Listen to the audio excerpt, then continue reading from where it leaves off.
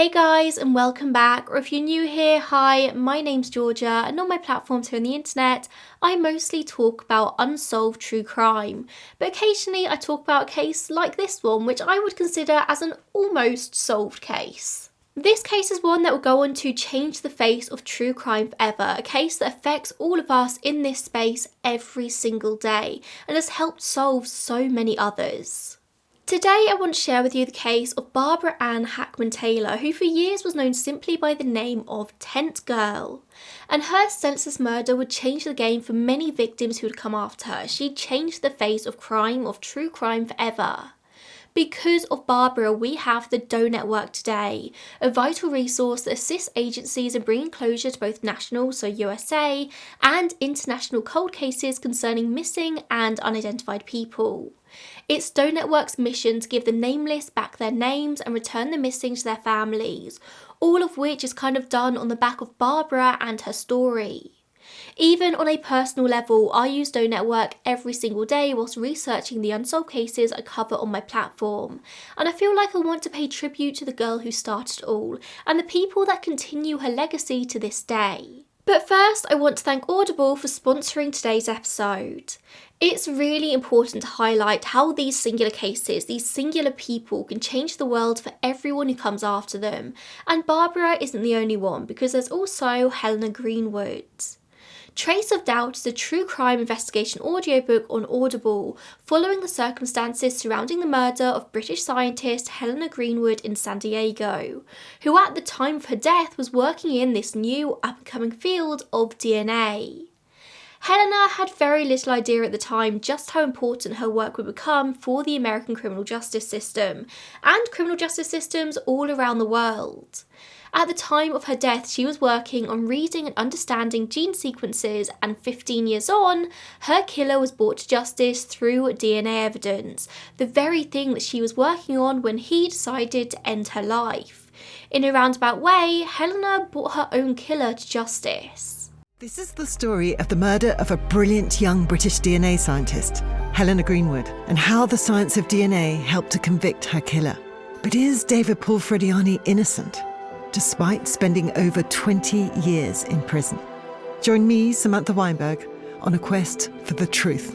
It's very clear that Paul is innocent. Listen now to Trace of Doubt, only on Audible. Subscription required. See audible.co.uk for terms. Audible are constantly producing fresh and exciting content. There's always something new to listen to, no matter what your chosen genre is. But if you clicked on this video, then I suspect you have an interest in true crime, making Trace of Doubt something I am certain you'll enjoy listening to. Trace of Doubt is exclusive to Audible, so if you do want to listen, just click on the link in the description box down below, because you won't find it anywhere else. We all know how much I love Audible by this point, so I'm always happy to make new recommendations. But let's get back to Barbara.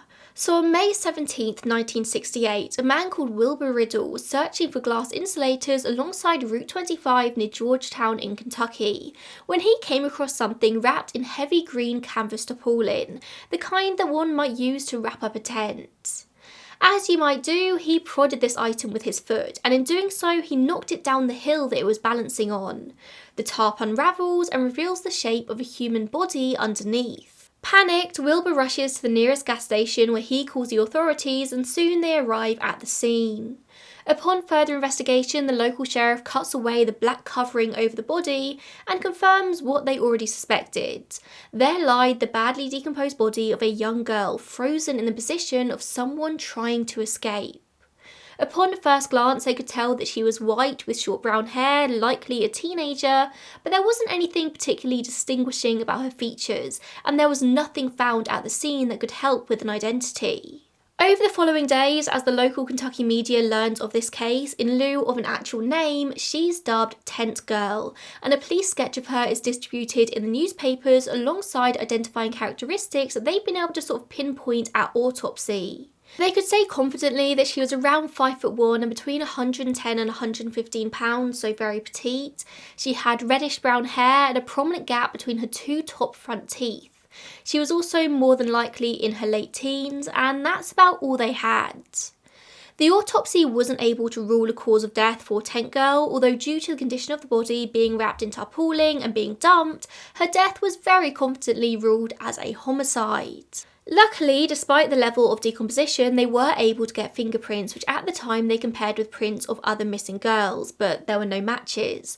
Over the years, these prints would be routinely compared whenever somebody was reported as missing, but there was never any luck. Also, in the early days of the investigation, they reached out to magazine Master Detective, which published a full article about this case. Sheriff Bobby Vance said in the article, "This case has bothered me more than anything that's happened in my 12 years as sheriff. If we could only identify the Tent Girl, I'm sure we could find whoever caused her death. Any reader in any state who has some idea of who she is, please contact us right away. It is quite possible that she was killed somewhere else and brought here." And then they waited for somebody to come forward with information as to who Tent Girl might be, but they didn't. As well as this, the police issued an official public appeal asking for any family members who had missing relatives to come forward. And that summer, they actually thought they had broken the case when the mother of 15-year-old Doris Dittmar of Pasadena, Maryland, came forward claiming that Tent Girl may be her daughter. A hair sample was provided, and after testing, the FBI came to believe that this was a match. Now do remember, this was the late 1960s, they didn't have access to the kind of tech that we have today. Comparisons such as this would have just been made with a really good microscope and a good eye. It wasn't like it could be DNA tested at this point. The hair was a very close match. Doris matched the vague description of Tent Girl, and they thought it was her, and they told the Dittmars just as much. So the family got prepared to bury their daughter, they planned her funeral, and then Doris was found alive and well living with a boyfriend in Pennsylvania. Which was great news for the Dittmars, but a dead end in the identity of Tent Girl. A couple of years pass and there are no new leads. No one comes forward to claim a missing daughter or a loved one, and so in 1971 the decision is made by the authorities to bury her in the Georgetown Cemetery in Kentucky, with the headstone being donated by a local company. The headstone was inscribed with Tent Girl, the only name they had. It said when she was found, where she was found. It said she died between April 26th and May 3rd, 1968. And then it had her sort of approximate age, height, weight, all of that information, along with the police sketch being engraved above the information.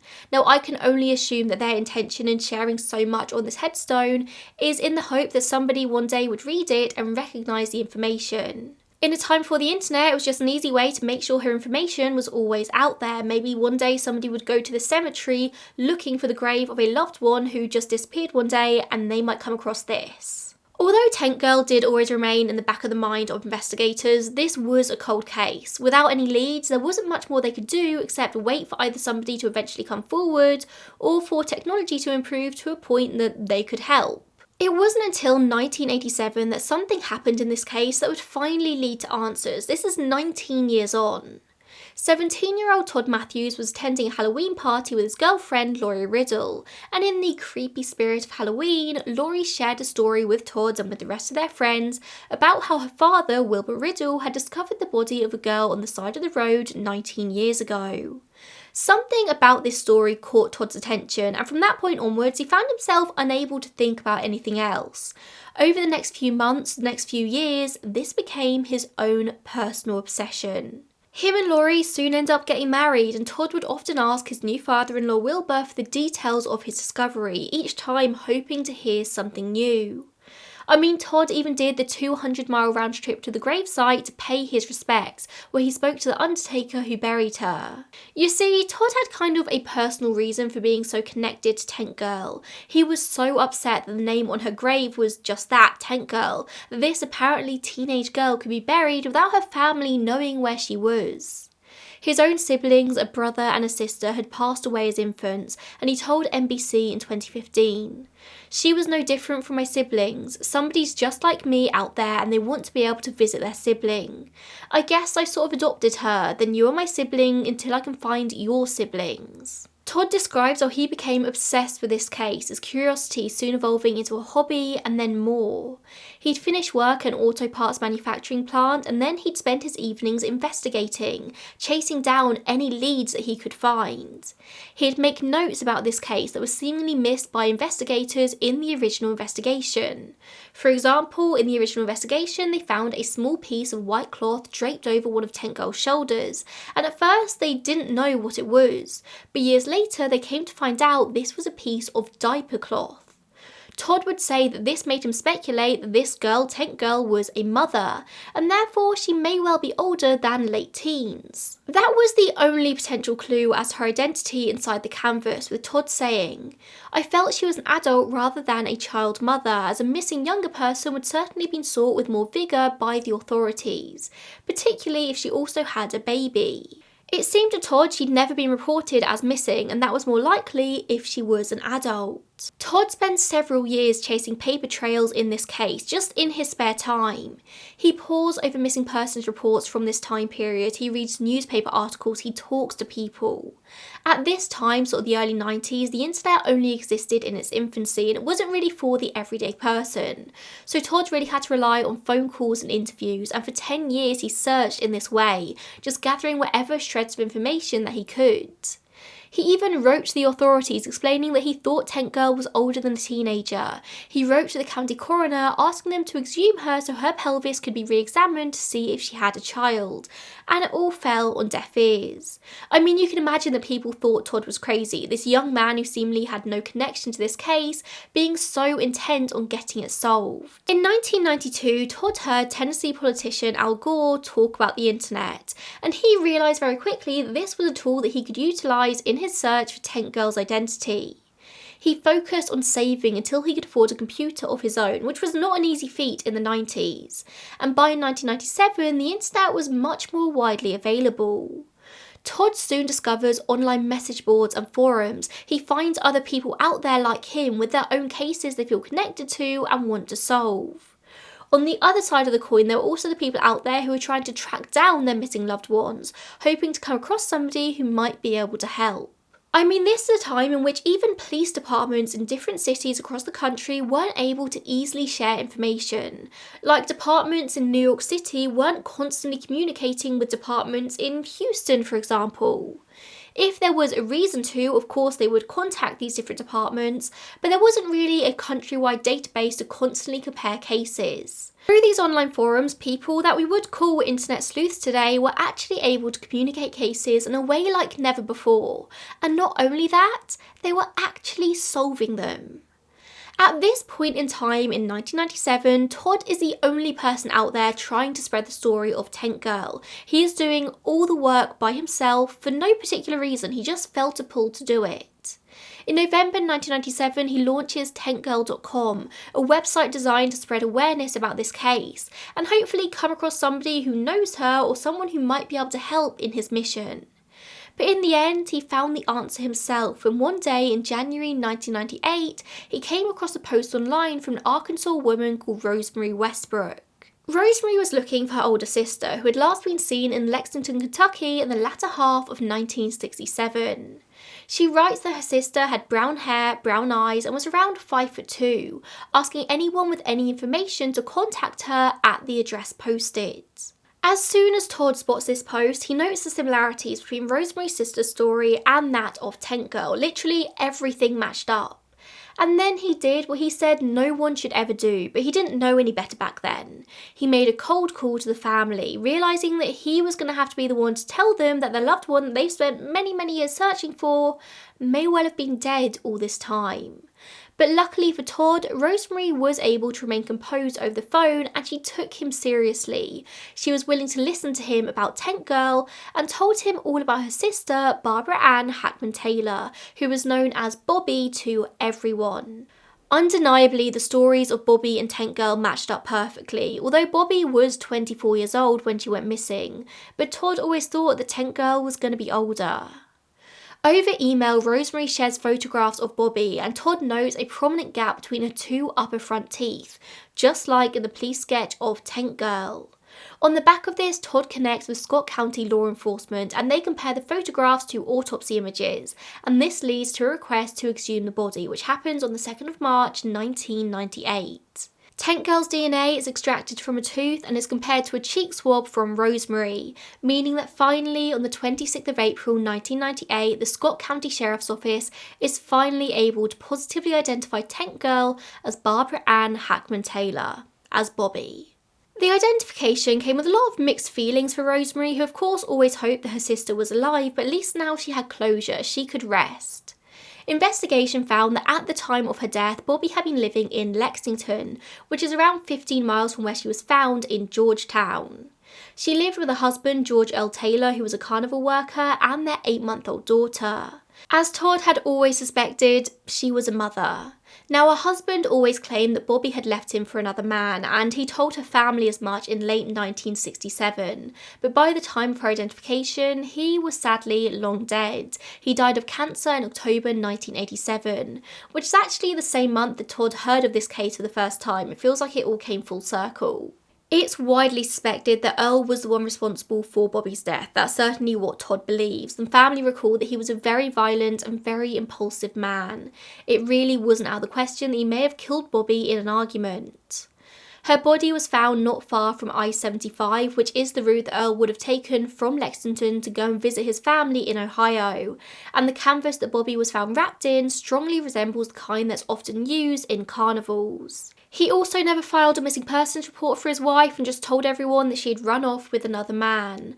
But with him being dead himself, there's not really much that can be done to confirm or deny his involvement, and he was never sort of officially implicated in her murder. According to findagrave.com, which admittedly isn't the most reliable source, Bobby had 6 siblings, and after her father and brother were swept away in a flood, their mother couldn't afford to take care of all 6 children, so she made the very tough decision to give them up. As they all grew up in their new families, most of the siblings stayed in contact, but after late 1967, none of them ever heard from Bobby again. Other sources say that at the time of her death, her family actually believed that she was living in Florida with her husband, so no one would have had any reason to suspect that she was Tent Girl, even if they had heard of this case. By the time of Bobby's identification, her daughter was now an adult herself, married with her own children and family, and turns out she also never knew her father. Earl left herself and her half-sister, so Earl's daughter, from another relationship with his parents in 1967.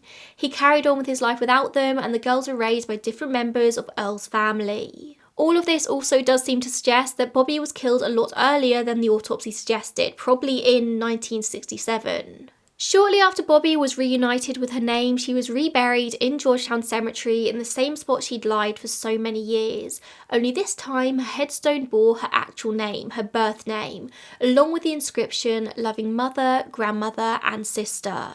On the headstone, her sisters chose to omit her married name due to her husband's potential involvement in her death, so she is just Barbara Hackman. Among those who attended her funeral were Wilbur Riddle, who found her, Todd Matthews, Rosemary Westbrook, and 2 more of her sisters, Jan and Marie, who had all actually been there to hear the identification of Bobby in court. All these people were instrumental in Bobby's story in both life and death, all people who could finally rest knowing the answer. Todd Matthews had dedicated his life to Bobby for so many years, taking her on as his de facto sibling, adopting her as his own. But now she had her family, she had her own siblings back, leaving him at somewhat of a loose end. I mean, what was he going to do with his evenings now? In a time before the internet was widely used for internet sleuthing, and time before that was even a phrase, he was a trailblazer. He focused his energy into something so positive, and who's to say that Bobby would even have her name today in 2023 if it weren't for Todd? Sure, today many Jane Doe cases are getting solved through genetic genealogy, but this was such an old case, she probably wasn't going to be a priority. Todd knew that he wasn't going to be able to rest now. He'd solved this one case. Who knew what more he could do? Who else could he help? He continued to work his factory job during the day, although now he was in the office rather than on the factory floor, but in the evenings he continued with his very hard work. What does strike me about Todd is how his motivations in solving Tent Girl's case were purely unselfish. He wasn't to know what would come out of this, he wasn't to know the change he would make in the world by doing this. He was just a 17-year-old boy in 1987 who heard a story and felt connection, who wanted to help other people. His motivation for continuing with this work was the same, he just wanted to help. So this same year, he decided to create a website to categorise does for possible comparisons to missing persons cases. This was the first online database of unidentified deceased people. The website was called The Lost and the Found and was created with the help of many other people, featuring all the available unidentified people in Kentucky at this time. Todd said that he wanted to organise the cases county by county and gather data on as many does as he could to add to this site, but soon he found it incredibly overwhelming, finding it very difficult to research and maintain the database at the same time. I mean, it took him over 10 years to solve Tent Girl's case, the next one wasn't just going to come along in a week. But after the creation of The Lost and the Found, Kentucky State was inspired to create their own state site, and they consulted with Todd to create it, titling it Unidentified Remains. And then this led to the creation of Project EDAN, which is an acronym for Everyone Deserves a Name. Project EDAN gives volunteer artists and sculptors an opportunity to donate sketches and facial reconstructions to help in cold cases. Todd also ran a Yahoo Cold Cases message board where people could come together and discuss their pet cases or the cases of their loved ones. This became his entire life. In 1999, the Doe Network was created by Jennifer Mara of Michigan, initially created as a website database for international long-term missing persons and unidentified victims cases. In 2001, control of the site was turned over to Helene Wallström of Sweden, and it's her that joined forces with Todd, merging his Lost and Found site. Todd realised that the site's capability was way stronger than his own, and he learned the power in having a network of people who cared, strength in numbers. Doe Network were looking for volunteers to assist in Doe Network cases, and to this very day the site is still 100% volunteer run, relying on regular people to assist in entering information into the correct databases. Together, the groups merged to become the site that we know and love today. They say on their homepage that their mission is to give the nameless back their names and return the missing to their families, but it's clear it's still the same volunteer-run site. A quote from Todd on the About Us page reads, "Who founded Doe Network? The Doe Network was not founded or created by a single person, but rather it was established through the collaborative efforts of various individuals, including law enforcement officials, forensic specialists, and concerned citizens, who recognised the need for a centralised resource for identifying and locating missing persons and unidentified remains." Today, Doe Network has members all around the world, and according to their Wikipedia page, they've solved and assisted in the closing of 113 missing persons cases, 36 of those within the first 5 years of operation. And that's just directly. I wonder how many more cases have been solved indirectly, by people just browsing the site, by people like me using it as a jumping off point for their own research. I literally don't think I could do my job without this resource. It's absolutely invaluable. Eventually, Todd was able to quit his job at the factory, and he made searching for the unidentified his full-time career. In 2011, he was appointed as Director of Case Management and Communications for NARS. He's the media and public relations person for Doe Network. He still runs his forum. He is a very busy man, all because of that one day in 1987 where he heard a story and found himself unable to get it out of his head. Nowadays, Todd doesn't like to focus on the Tent Girl mystery on Bobby. She was reunited with her family. He instead wants to focus on the 40,000 unidentified bodies out there. As he told Pamela Walton for Celebrations magazine in 2013, the unidentified bodies are the easiest to work with because of the information that is right there. When you do have identification for a missing person, you have identified a dead body. You've been successful in your work. But someone is going to get really bad news that you have to deliver. But of course, some families may be relieved that their loved ones have finally been found, oftentimes ending literally decades of wandering. Todd believes that public education is the most important thing in solving cold cases. He focuses a lot of his time on educating the public at schools, dental offices, other medical professions. He believes that everyone has the capacity to help. He points out the myriad ways that your regular person can help by gathering information. If you're local to a Doe case, go and snap photos of the grave. Go to a local library and get a hard copy of newspaper articles and scan them to put online. Find out everything you know about a local case and spread the word yourself. Don't underestimate the power that you, a single person, can have on a case, especially with the power of the internet. Now, Todd does criticise the wave of internet sleuths nowadays, saying that some people do go too far.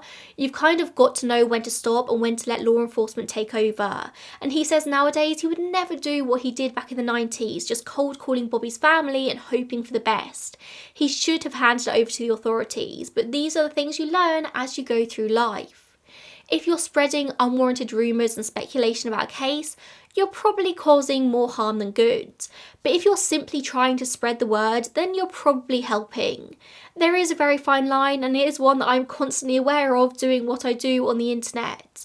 But don't take a case and run with it. You as a lone person, you're never going to be able to solve a case. You leave that to the authorities. But you can pass the information that you have on. You can assist. As we see time and time again, cases are more often than not solved through public awareness, through one person seeing something online and wondering if that could be their loved one.